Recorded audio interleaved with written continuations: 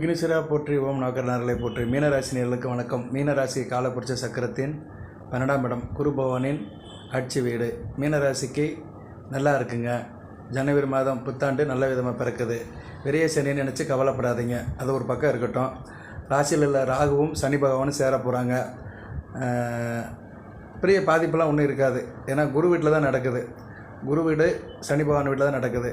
பொதுவாக மீனராசினியர்களுக்கு மீனராசிலேயே சனி பகவானோ இல்லை குருவோ இருந்தாங்கன்னா ஏழரை சனி அந்த அளவுக்கு பெருசாக பாதிக்காது. ஜோதிடத்தில் அது ஒரு விதி இருக்குது. உங்கள் ஜாதகத்தை ராசி கட்டத்தை பாருங்கள். மீனத்தில் சனி பகவானோ குருவோ இருந்தாங்கன்னா உங்களுக்கு அந்தளவுக்கு தொல்லைகள் இருக்காது, ஓரளவு சரியாக போயிடும். அதுபோக ஜனன ஜாதகத்தில் ராசிக்கு குரு சனி பகவான் 3, 6, 9, 10, 11 இருந்தாலும் நல்ல பலன்களை கொடுப்பாரு.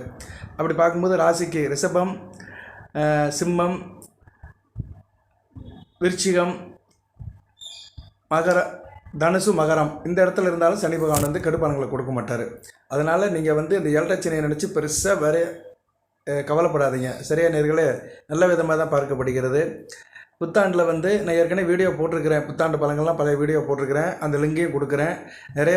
ரொம்ப நேரம் பேசியிருக்கிறேன், ஒரு 40-50 நிமிஷம் பேசியிருக்கிறேன். ஒவ்வொரு ராசி விதமாக பேசியிருக்கிறேன். அது எப்படின்னா, மீன ராசியிலேருந்து ஒவ்வொரு ஆதிபத்தியம், உங்கள் ராசிக்கு 2ஆம் இடம் மேசம் எப்படி, 3ஆம் இடம் ரிஷம் எப்படி, 4ஆம் இடம் மிதனம் எப்படின்னு அந்த ஒவ்வொரு ஆதிபத்தியமும் அப்புறம் கிரகங்களுடைய காரகத்துவத்தும் எல்லாம் இணைச்சி தான் பேசியிருக்கிறேன். ஓகே, அதெல்லாம் ஒரு பக்கம் இருக்கட்டும். பழைய வீடியோ பாருங்கள். அதில் புத்தாண்டு பலன்கள் பொதுவாக போட்டிருக்கிறேன். இந்து மத கலாச்சாரம் படி நமக்கு புத்தாண்டு பெருசாக கிடையாது. ஆங்கில புத்தாண்டுங்கிறது வெள்ளைக்காரங்க உருவாக்குனது தான். நம்ம சைவ வைஷ்ணவ மதத்தை பின்பற்றுறவங்களுக்கு தமிழ் புத்தாண்டும் தைத்திருநாளும் தான் ரொம்ப முக்கியம். ஓகே நேர்களே, இருந்தாலும் நடைமுறையில் பழக்கம் வந்துருச்சு. புத்தாண்டுக்கும் பழங்கள் போடுறாங்க, ஆங்கில புத்தாண்டுக்கும். இப்போ ஆங்கில புத்தாண்டுக்கு உங்கள் ராசிக்கு 10ஆம் இடத்துல சூரியன் இருக்கிறாரு, புதனும் வந்துடுவார். புத்தாண்டு முன்னாடி நல்ல அமைப்பு தான். புத ஆதித்ய யோகம் 10ஆம் இடத்துல இருக்குது, மிகச்சிறப்பாக இருக்குது. ராசிக்கு 4, 7 கூட 10ஆம் இடத்துல இருக்கிறனால குடும்பத்தில் கலகலப்பாக இருப்பீங்க, சுகம் இருக்கும். தொழில் பண்ணுறவங்களுக்கு நல்ல காலகட்டமாக பார்க்கப்படுகிறது. வியாபாரம் மிகச்சிறப்பாக இருக்கும். கணவன் மனைவி உறவு இணக்கமாக இருக்கும். 2 பேரும் ஆளுமை அதிகாரத்தோடு இருப்பீங்க. குடும்பத்தில் நல்ல ஒரு பாண்டிங் இருக்கும். வேலைக்கு போகிறவங்களுக்கு நல்ல விதமாக பார்க்கப்படுகிறது. உங்கள் ராசிநாதன் ராசிக்கு 3ஆம் இடத்துல சந்திர சாரை எடுத்துருக்கிறாரு. 1, 10 கூடையவன் 5 கூடையவன் சாரை எடுத்துக்கிறதுனால பிள்ளைகள் நல்லா இருப்பாங்க. பிள்ளைகள் கர்மத்தை கரெக்டாக செய்வாங்க. உங்கள் பிள்ளைகள் நீங்கள் நினைக்கிறபடியே இருப்பாங்க. தாய் தப்பனுக்கு ஏற்றால் மாதிரி செயல்படுவாங்க. அவங்களோட செயல்பாடுகள், அவங்க செய்கின்ற வேலைகள் உங்களுக்கு திருப்தியாக இருக்கும். ஏன்னா குருச்சந்திர யோகம் நல்லபடியாக பார்க்கப்படுகிறது. ஏன்னா குரு வக்கரத்தில் இருக்கிறாரு. அவர் பிப்ரவரி ஃபஸ்ட் வீக் வரைக்கும் வக்கரத்தில் தான் இருக்கிறார். பிப்ரவரி 3ஆம் தேதி வரைக்கும். அதுக்கு பின்னாடி 7 மலைக்கு திரும்பிடுவார். 4ஆம் இடத்தை நோக்கி போவார். 4ஆம் இடத்துல குரு பயிற்சி ஆகிறதும் ஒரு விஷயத்துக்கு நல்ல விதமாக தான் பார்க்கப்படுகிறது. ஏன்னா அவர் 4ஆம் இடத்துக்கு போனாலுமே ராசிக்கு 8ஆம் இடம், 10ஆம் இடம், 12ஆம் இடத்தை பார்ப்பார். பரவாயில்ல, சரி. 8, 10, 12 வெளிநாட்டு தொடர்புகள் நல்லபடியாக இருக்கும். உங்களுக்கு வெளிவட்டார தொடர்புகள், திடீர் அதிர்ஷ்டங்கள் இதெல்லாம் நல்லபடியாக இருக்கும். ஓகே நேயர்களே, குரு பயிற்சிக்கு இன்னும் நாள் இருக்குது. மே மாதம்தான் குரு பயிற்சி ஆகுது. சனி பகவான் பயிற்சியும் தெரியும், அவர் விரைய சனி தான் இருக்கிறாரு. அடுத்து ராசிக்கு வர போகிறாரு, ராகு கூட சேர போகிறாரு. ராகு கூட சேர்றதுனால என்ன சார் அப்படின்னா, இப்போ உங்களுக்கு தசாபுத்தியில் ராகு சனி சம்மந்தம் இருந்துச்சுன்னா கொஞ்சம் கவனமாக இருக்கணும். இப்போ உங்களுக்கு தசாபுத்தி நடக்கலாம். சூரிய திசை, சந்திர திசை, செவ்வாய் திசை, ராகு திசை நடக்கலாம். சரியா நேரில் புதன் திசையிலேருந்து ஆரம்பிக்கும், சனி திசையிலேருந்து ஆரம்பிக்கும். ஸோ உங்களுக்கு வயதுக்கு ஏற்ற மாதிரி தசாபுத்தி நடக்கலாம்.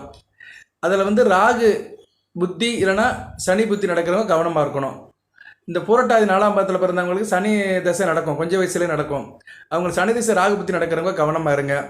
நான் இதுக்கு ஒரு தனியாக ஒரு வீடியோ போடுறேன். ஏன்னா சனி பகவானையும் ராகுவையும் சேர்த்து பேசுகிறதுங்கிறது பெரிய சப்ஜெக்ட்டு. நான் மீன ராசிக்கு தனியாக ஒரு வீடியோ போடுறேன். அதில் உங்களுக்கு இந்த தசா புத்தி கரெக்டாக சொல்கிறேன். நான் எந்தெந்த திசையில் என்னென்ன புத்தியில் கவனமாக இருக்கணும், யார் கவனமாக இருக்கணும், ஜனன ஜாதகத்தில் அந்த கிரகங்கள் எப்படி இருந்தால் பலன்கள் இருக்குன்னு சொல்கிறேன். 12ஆம் தேதிக்கு மேலே தான் இந்த இணைவு ஆகுது. ஜனவரி 12க்கு மேலே தான் ராகுவும் சனி பகவானும் நல்லா க்ளோஸாக நெருங்குறாங்க. அவங்க 2 பேரும் ஒரு 15 டிகிரிக்குள்ளே நெருங்கிட்டாங்கன்னா நெருக்கம் அதிகமாகிடுச்சுன்னு அர்த்தம். சில பேர் சொல்லுவாங்க 3 டிகிரி வரைக்கும் எல்லாம் இருக்கலாமாங்க. ஆனால் ராகுவோடைய வீச்சு 20 டிகிரி வரைக்கும் தான். 20 டிகிரிக்குள்ளே தான் சார்ந்த கிரகத்தை கிரகணம் பண்ணிடும். சரியா நேர்களே, அதோடைய தாக்கம் ஆரம்பிச்சிடும். எப்படி நம்ம அடுப்பு கிட்ட போனோம்னா அந்த அடுப்பு கிச்சன் கிட்ட போகும்போது ஹீட்டு நம்மளை தாக்குதோ, அது மாதிரி ராகு தனக்கு 20 டிகிரிக்கு உள்ளே வர கிரகங்களை கிரகணம் பண்ணிடுவார். 20 டிகிரி தாண்டிடுச்சுன்னா கிரகணத்தோட பாதிப்பு இருக்காது. 20 டிகிரி உள்ளே வர வர வர ராகுவின் தாக்கம் அதிகமாகும். அந்த கிரகத்தை ராகு பிடிச்சிடும். சரியா பிடிக்கப்படும். ஓகே, 12ஆம் தேதிக்கு மேலே தான், ஜனவரி 12க்கு மேலே அந்த சம்பவம் நடக்குது.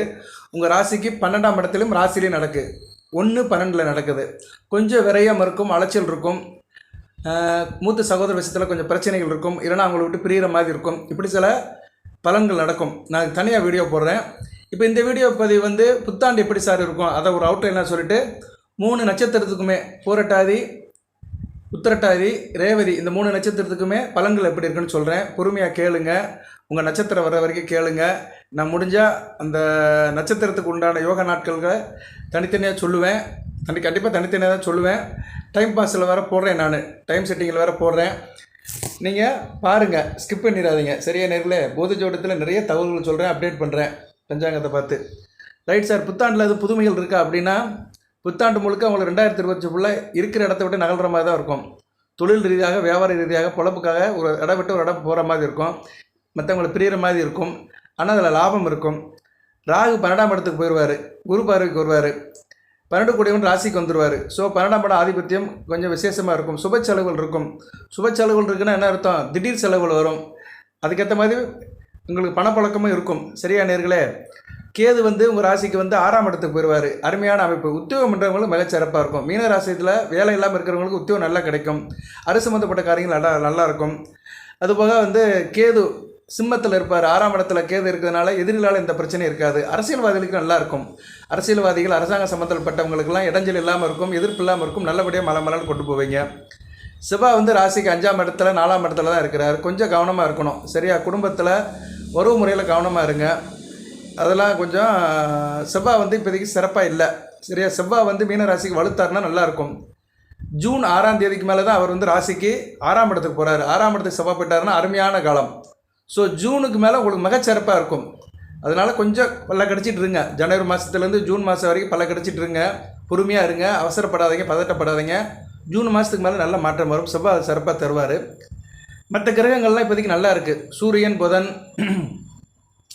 சுக்கிரன் எல்லாமே நல்லா இருக்கிறாங்க. சனி பகவான் வந்து இப்போ சுபத்துவம் ஆயிருக்கிறாரு. சுக்கிரன் கூட சேர்ந்து நல்லா இருக்கும். 11, 12 கூட சுபத்துவமாக இருக்கிறனால லாபம் நல்லா இருக்கும். சனி பகவான் சம்மந்தப்பட்ட தொழில்கள் நல்லா இருக்கும். Automobile, mechanical engineering, oil and கேஸில் இருக்கிறவங்க, நீச திரவியம், ஃபெனாயில், கிருஷ்ணாயில், வாசிலின் இது மாதிரி சம்மந்தப்பட்ட பொருட்கள் இருக்கிறவங்க, கழிவு பொருட்கள் சம்மந்தப்பட்டவங்க, பழைய இரும்பு வியாபாரம் பண்ணுறவங்க, பிளாஸ்டிக் பொருள் வியாபாரம் பண்ணுறவங்க, மர வியாபாரம் பண்ணுறவங்களுக்குலாம் நல்லாயிருக்கும். விவசாயம் பண்ணுறவங்களுக்கு மிக சிறப்பாக இருக்கும். மழை எதிர்பார்த்தாலும் மழை பெய்யும், தண்ணி வசதியும் கிடைக்கும். சனி சுக்கிர நிகழ்வு நல்ல விதமாக பார்க்கப்படுகிறது.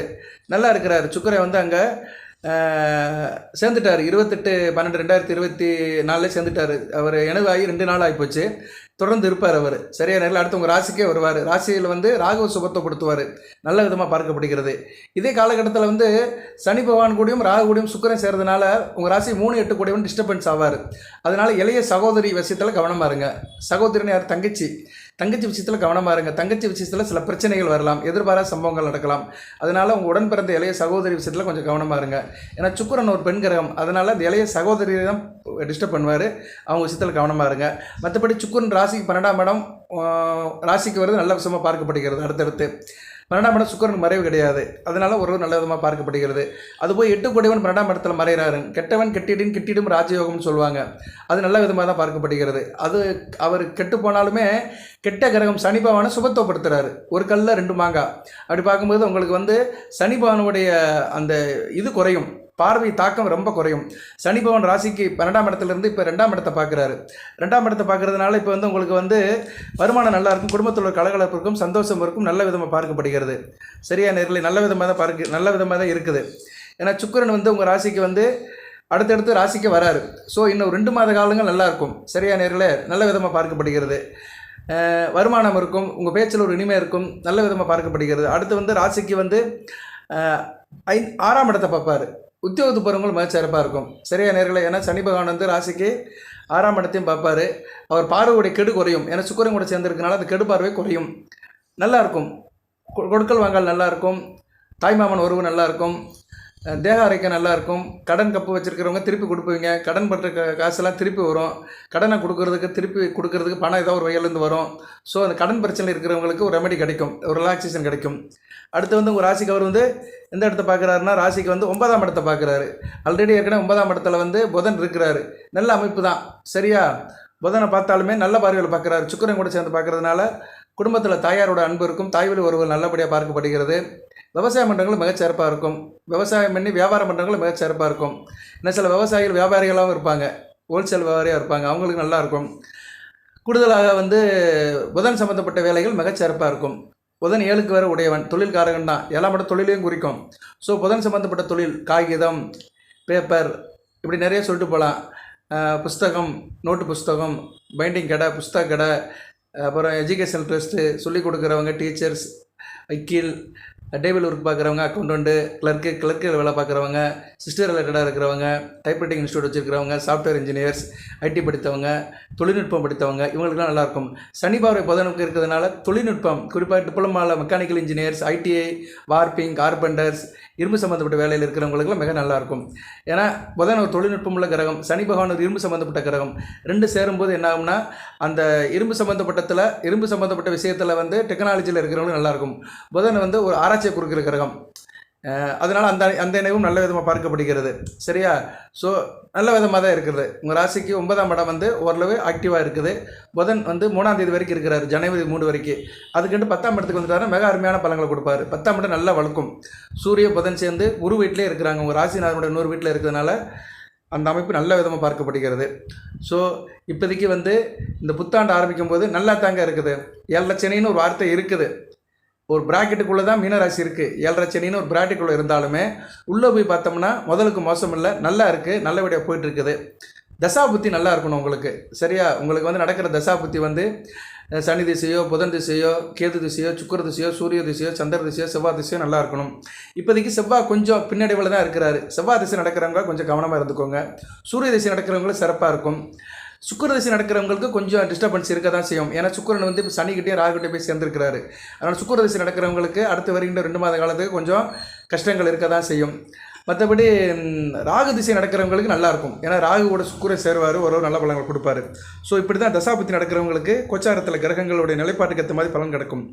தசாபுத்தி எப்படி சார் இருக்கும் அப்படின்னோம்னா, அந்த தசாநாதன் இப்போ உங்களுக்கு வந்து சுக்கிர திசை நடக்குன்னா அந்த 20 வருஷம் நடக்குன்னு வச்சுக்கோங்க. சுக்கிரன் நிலைப்பாடு இப்போ கோச்சாரத்தில் எப்படி இருக்கோ அதுக்கு ஏற்ற மாதிரி மாறிக்கிட்டே இருக்கும் பலன்கள். அவர் நல்ல நிலைமையில் இருந்தார்னா நல்ல பலன்களை கொடுப்பார்.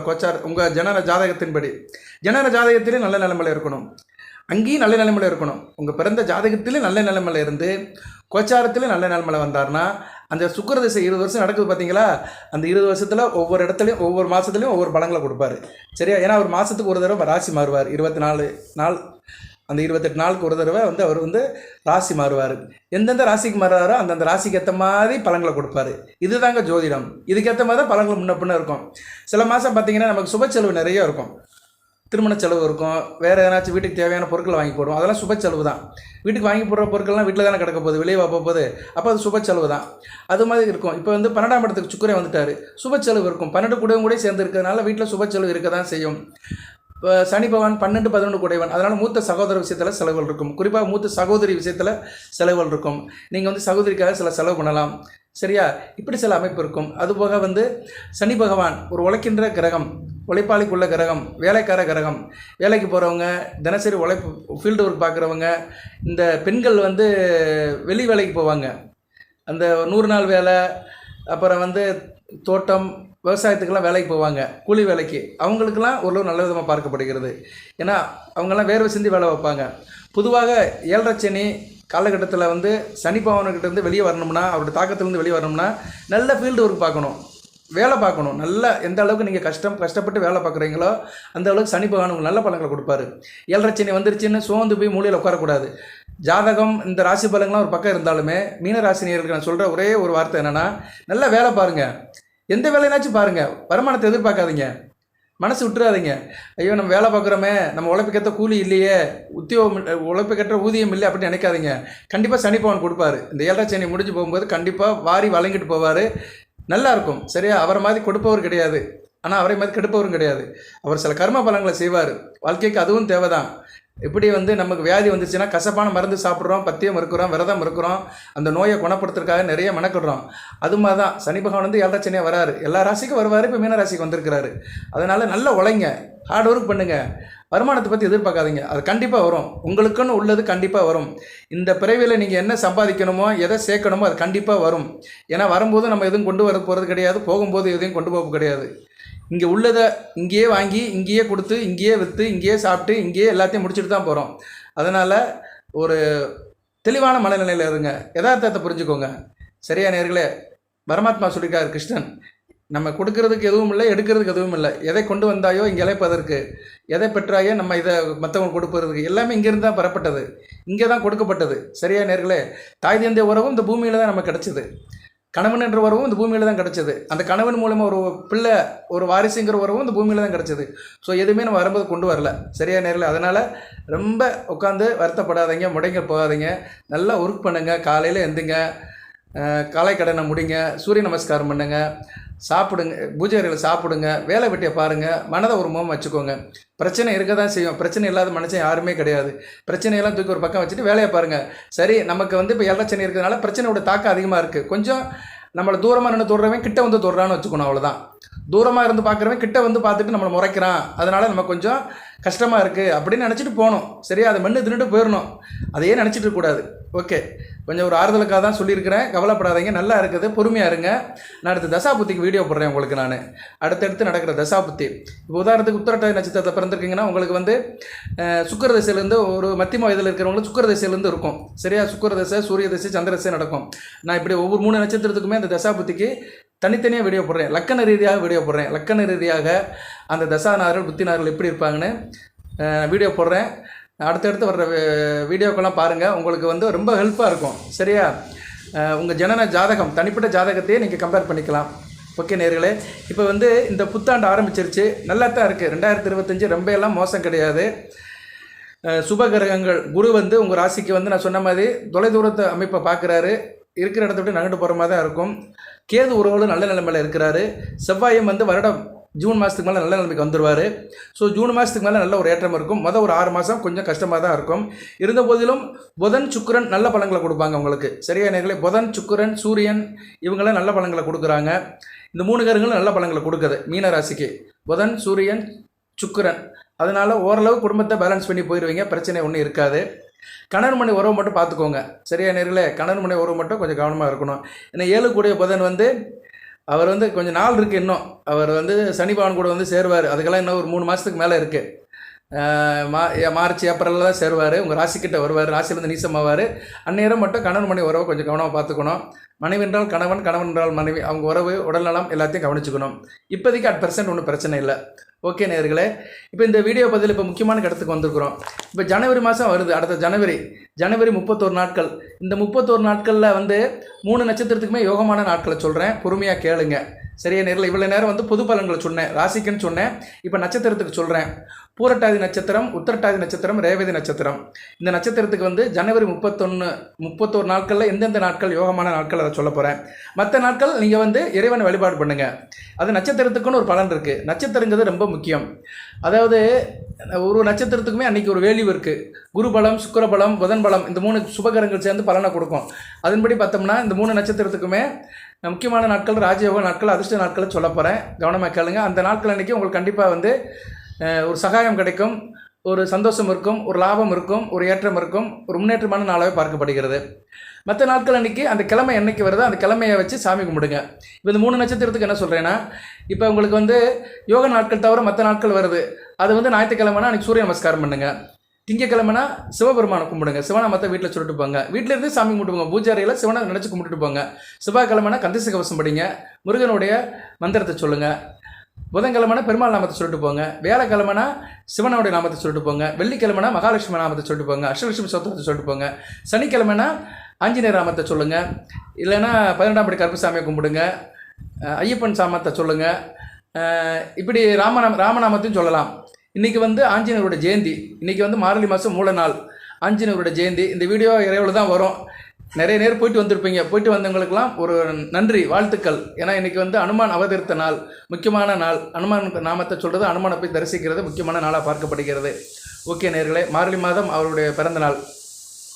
இப்போ பூரட்டாதிக்கு எடுத்துக்கிறோம்.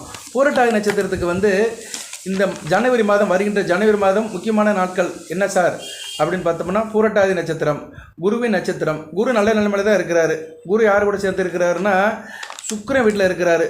சுக்கிரன் வீட்டில் அவர் யாருடைய நட்சத்திரத்தில் இருக்கிறாரு? சந்திரன் நட்சத்திரத்தில் இருக்கிறாரு. சந்திரன் இப்போதைக்கு இன்று முதல் அவர் வளர்பிறை சந்திரனாக மாறிடுவார். இன்றைக்கு அமாவாசை, இன்று மார்கழி அமாவாசை, நாளை முதல் வளர்பிறை சந்திரன். ஒரு 2 நாள் கழிச்சு சந்திர தரிசனம் வந்துடும். ஸோ வளர்பிறை சந்திரனை போகிறதுனால நல்ல அமைப்பாக இருக்கும். குரு மூலியம் நல்ல யோகங்கள் கிடைக்கும். ஸோ பூரட்டாதி நட்சத்திரத்துக்கு ஜென்ம நட்சத்திரத்தில் சனி பகவான் போனாலுமே அடுத்த 2 நாட்கள் நல்ல நாட்களாக பார்க்கப்படுகிறது. அதில் முக்கியமான நாட்கள் யோக நாட்களை சொல்கிறேன். உத்திரட்டாதி ரேவதி நட்சத்திரக்காரர்கள் தயவு செய்து பொறுமையாக கேளுங்க, ஸ்கிப் பண்ணிட்டு போயிடாதீங்க. உங்களுக்கு வந்து யோகா நாட்களை சொல்கிறேன். ஒரு நோட் புக்கில் எழுதி வச்சுக்கோங்க. வச்சுக்கிட்டிங்கன்னா அன்றைக்கி சில நல்ல காரியங்களை பண்ணலாம், சில நல்ல விஷயங்களை நீங்கள் எதிர்பார்க்கலாம்.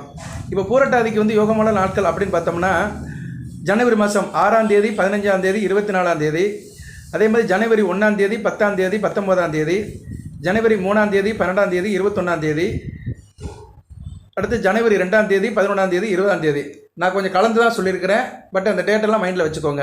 இந்த நாட்கள்லாம் வந்து பூரட்டாதி நட்சத்திரத்துக்கு யோகமுள்ள நாட்களாகவே பார்க்கப்படுகிறது. சரி நேயர்களே, அடுத்து வந்து உத்திரட்டாதி சனி பகவானுடைய நட்சத்திரம். சனி பகவான் சிறப்பாக இருக்கிறாரு, நல்ல விதமாக இருக்கிறாரு, சுக்கிரன் கூட சேர்ந்து சுபத்துவமாக இருக்கிறாரு. அதனால் உத்திரட்டாதி நட்சத்திரத்துக்கு வந்து இந்த நாட்கள் நல்லா இருக்கும்.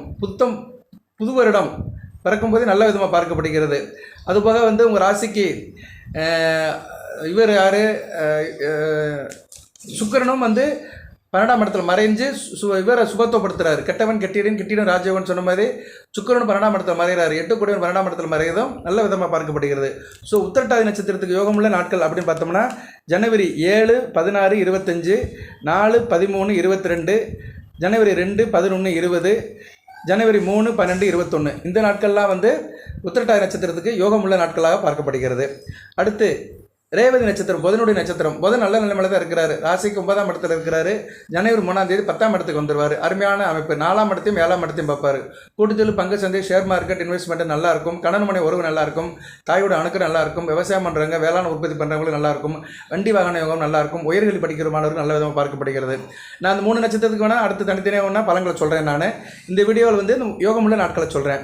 ரேவதி நட்சத்திரத்துக்கு யோகமுள்ள நாட்கள் அப்படின்னு பார்த்தோம்னா ஜனவரி மாதம் 5ஆம் தேதி, 14ஆம் தேதி, 23ஆம் தேதி, 8ஆம் தேதி, 17ஆம் தேதி, 26ஆம் தேதி, அடுத்து ஜனவரி 3ஆம் தேதி, 12ஆம் தேதி, 21ஆம் தேதி, அடுத்து 4ஆம் தேதி, 13ஆம் தேதி, 22ஆம் தேதி. இந்த நாட்கள் எல்லாமே மீனராசிக்கு வந்து ரேவதி நட்சத்திரத்துக்கு யோகமுள்ள நாட்களாக பார்க்கப்படுகிறது. சரியா? அன்றைக்கு கண்டிப்பாக உங்களுக்கு யோகம் நடக்கும். நல்ல விதமாக தான் பார்க்கப்படுகிறது.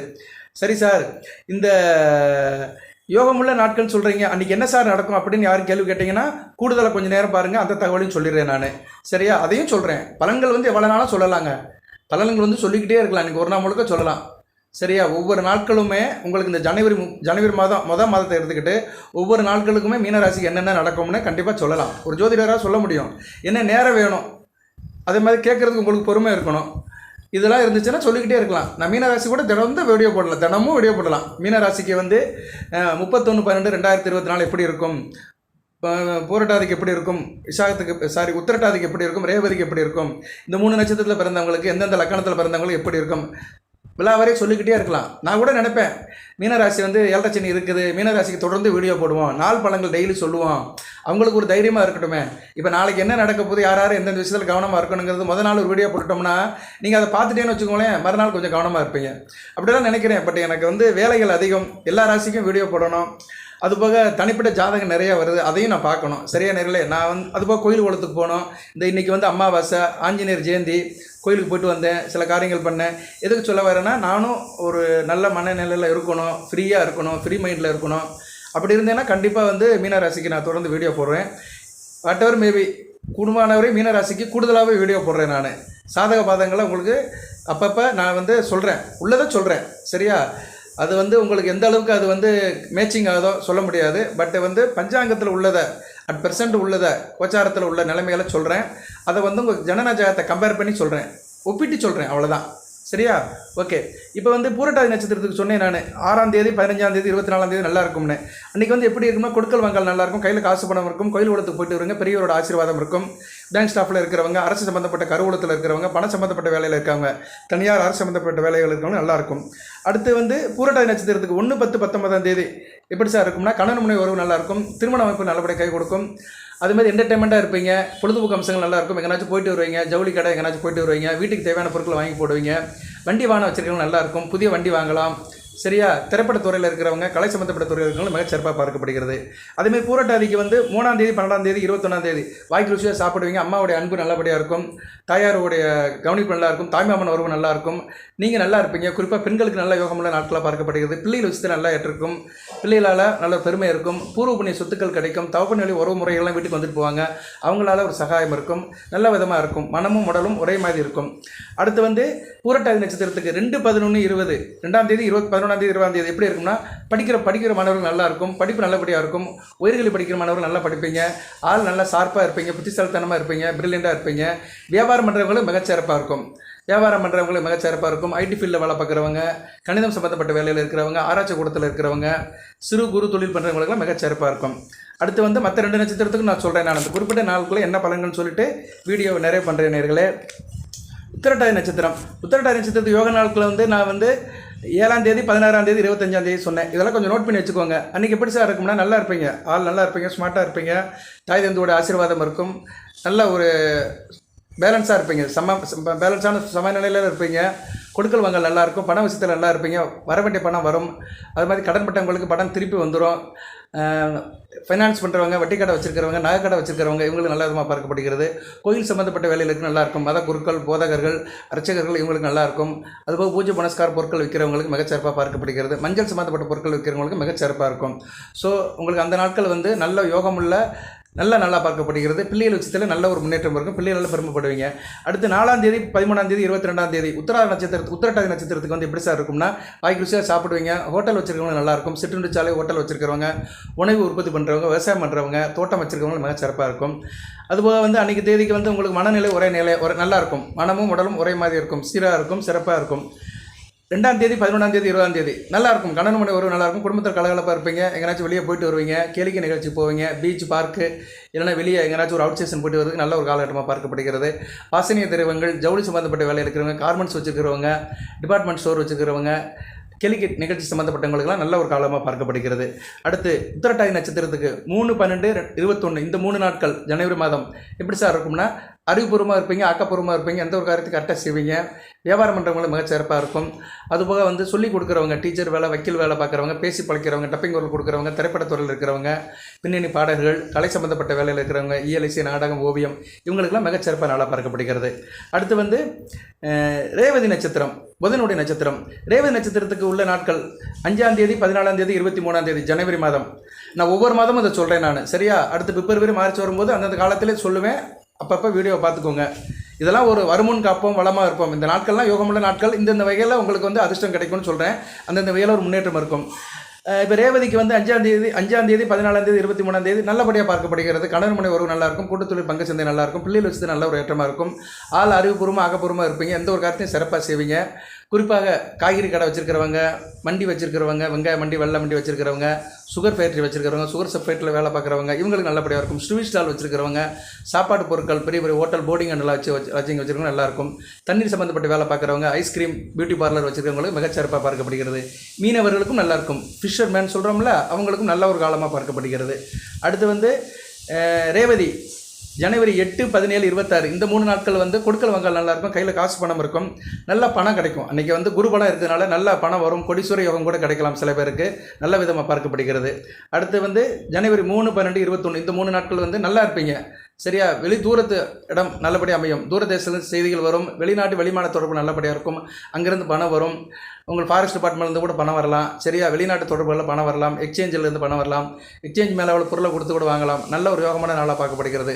வண்டி வாகனம் சம்மந்தப்பட்ட காரியங்கள் நல்லாயிருக்கும், பில்டிங் ப்ரொமோட்டர்ஸுக்கு மிகச்சிறப்பான காலமாக அந்த காலம் 3 நாட்கள் நல்ல விதமாக பார்க்கும். அடுத்து புதன் வந்து நட்சத்திரநாதன். அந்த நாட்கள் வந்து 4, 13, 22 ரேவதி நட்சத்திரத்துக்கு அன்றைக்கி வந்து நல்லாயிருக்கும். உங்களுக்கு வியாபாரம் பண்ணுறவங்களுக்கு மிகச்சிறப்பாக இருக்கும். நவதானிய வியாபாரம் பண்ணுறவங்களும் மிகச்சிறப்பாக பார்க்கப்படுகிறது. பர்டிகுலராக பாசிப்பருப்பு, உளுந்தம்பருப்பு, இந்த பயிர் வகைகள் சம்மந்தப்பட்ட வியாபாரம் பண்ணுறவங்க, ரீட்டெயிலாக இருந்தாலும் சரி, ஹோல்சேலாக இருந்தாலும் சரி, அவங்களுக்கெல்லாம் மிகச்சிறப்பாக இருக்கும். வியாபாரம், கணிதம், சயின்ஸு, கல்வி அறக்கட்டளை இப்படி நிறைய சொல்லிட்டு போகலாம். ஜோதிடம், புத்தகம் சம்மந்தப்பட்டது இவங்களுக்கு நல்லாயிருக்கும். லைப்ரரியில் வேலை பார்க்குறவங்களுக்கு சிறப்பாக இருக்கும். சொல்லிக் கொடுக்குறவங்க, கலை சம்மந்தப்பட்ட இருக்கிறவங்க, வித்வான்கள், கையில் வாசிக்கிறவங்க, மேலதாளம் வாசிக்கிறவங்க, நாதஸ்வரம் வாசிக்கிறவங்க இப்படி நிறைய சொல்லிட்டே போகலாம். எல்லாருக்குமே வந்து அந்த ஜனவரி 4, 13, 22 நாட்கள் நல்ல விதமாக பார்க்கப்படுகிறது. ஓகே நேயர்களே, இதே ஒரு 30 நிமிஷத்துக்கிட்ட ஆகிப்போச்சு. சொல்லியிருக்கிறேன் நான் 2025 ஒரு பலன்கள், ஒரு அவுட்லைன் சொல்லியிருக்கிறேன், கிரக அமைப்புகளை சொல்லியிருக்கிறேன். ஏற்கனவே இதுக்கு தனியாக வீடியோ போட்டிருக்கிறேன். இப்போ என்ன சொல்லியிருக்கிறேன்னா, அட் ப்ரெசென்ட் உள்ள நிலவரத்தை சொல்லியிருக்கிறேன். அதுபோக ஜனவரி மாதம் 3 நட்சத்திரத்துக்கும் யோகம் உள்ள நாட்களை சொல்லியிருக்கிறேன். மற்ற நாட்களில் அது என்ன கிழமை வருதோ அந்த கிழமை அன்றைக்கி தெய்வத்தை வணங்குவேன். எந்தெந்த தெய்வத்தை வணங்கணும்னு அதையும் சொல்லியிருக்கிறேன். நல்லபடியாக இருக்கும், கவலைப்படாமல் இருங்க. சரி சார், இந்த ஜனவரி மாதம் முக்கியமாக வணங்குற தெய்வம் எது சார் அப்படின்னு சொன்னோம்னா, உங்கள் ராசிக்கு எந்த கிரகம் சார் ரொம்ப பாதிக்கப்பட்டிருக்கு அப்படின்னு பார்த்தோம்னா, ராசி கட்டத்தில் பார்த்தோம்னா சுக்கிரன் கொஞ்சம் டிஸ்டர்ப் ஆகிருக்கிறாரு. சுக்கிரன் 3-8 கூடியவர், தைரிய வீரிய ஸ்தானாதிபதி, ஆயுள் ஸ்தானாதிபதி. அதனால் வெள்ளிக்கிழமை தோறும் இரவு 8-9 வீட்டில் மகாலட்சுமி படத்தை வச்சு கும்பிடுங்க. மகாலட்சுமியோட அஷ்டலட்சுமி சப்தத்தை சொல்லுங்கள். இது ரொம்ப முக்கியமாக பார்க்கப்படுகிறது. வாரத்தில் ஒரு நாள் வெள்ளிக்கிழமை இரவு கும்பிடுங்க. இல்லைனா வெள்ளிக்கிழமை பெருமாள் கோவிலுக்கு போயிட்டு வாங்க, சிறப்பாக இருக்கும். ஏன்னா அடுத்து வருகின்ற 2 மாத காலத்துக்குமே சுக்கிரனை ரொம்ப வழிபடணும். அடுத்து செவ்வாய் ராசிக்கு ராஜ யோகாதிபதி, 2-9 கூடையவர். அவர் இப்போ 5ஆம் இடத்துல நீச வக்கர அடைஞ்சிருக்கிறார். பரவாயில்ல, இருந்தாலும் 5ஆம் இடத்துல செவ்வாய் இருக்கக்கூடாது, பாவகரம் இருக்கக்கூடாது. கொஞ்சம் அதிர்ஷ்ட கட்டை தான், சரியா வர வேண்டியது கொஞ்சம் இழுபறி பின்னாடி தான் வரும். செவ்வாயை வணங்கணும். செவ்வாய்னா முருகப்பெருமான் தான். செவ்வாய்க்கிழமை தோறும் இரவு 8-9 கந்தச கவசம் படிங்க, முருகப்பெருமானை கும்பிடுங்க. முருகப்பெருமானோட அறுபடை வீட்டுக்கும் போயிட்டு வாங்க, நல்லபடியாக பார்க்கப்படுகிறது. அறுபடைக்கெலாம் போக முடியாது, வாய்ப்பு இருக்கிறவங்க போயிட்டு வாங்க. வாய்ப்பு இல்லாதவங்க பக்கத்தில் இருக்கிற முருகப்பெருமானை கும்பிடுங்க. ஏன்னா செவ்வாய் ரொம்ப நாளைக்கு 4ஆம் இடம் 5ஆம் இடத்துல இருக்கிறாரு. ஜூன் 6ஆம் தேதி வரைக்கும் இருக்கிறாரு. இன்னும் 6 மாத காலத்துக்கு இருக்கிறாரு, 6 மாதத்துக்கு மேலே. அதனால் இந்த வழிபாடு பண்ணுங்க நேர்களே. மற்றதெல்லாம் உங்கள் ஜாதகத்தை பார்த்துக்கோங்க. தசாபுத்திக்கு ஏற்ற மாதிரி சில வழிபாடு ஜோசியர் சொல்லியிருப்பார், அந்த வழிபாடை பார்த்துக்கோங்க. ஜனரல் செக் பண்ணுறவங்களை அணுகுங்க, நல்லபடியாக பார்த்து கொடுப்பேன் நான் உங்களுக்கு. பேசிக்காக எப்படி இருக்குது, ஜென்ரல் இன்ஃபர்மேஷன் என்ன, பர்சன்ட் தசாபுத்தி என்ன, இங்கே கேட்குற கேள்விகள் என்ன, ஜாதகம் எப்படி இருக்குது, அந்த ஜாதகத்துக்கும் இப்போ கோச்சார நிலைக்கும் மேட்சிங் ஆகுதா, கஷ்டம் எப்போ தீரும், பிரச்சனைலேருந்து எப்போ வரலாம் அப்படின்னு சொல்லி கொடுப்பேன். உங்களுக்கு பார்த்து சொல்லுவேன். வாட்ஸ்அப் நம்பரில் அணுகுங்க. வாட்ஸ்அப் நம்பர் இதில் இருக்குது. அந்த நம்பருக்கு நீங்கள் வாய்ஸ் மெசேஜோ டெக்ஸ்ட் மெசேஜோ கொடுக்கலாம். ஜோதிடர் எல்லா விஷயத்துக்கும் பார்க்காதீங்க. ரொம்ப முடியலை, ரொம்ப கஷ்டமாக இருக்குது, களத்தை பிடிக்கிற மாதிரி இருக்குது, நகலை முடியல அப்படின்னு வரும்போது தான் ஜோதிடரை பாருங்கள், சரியா?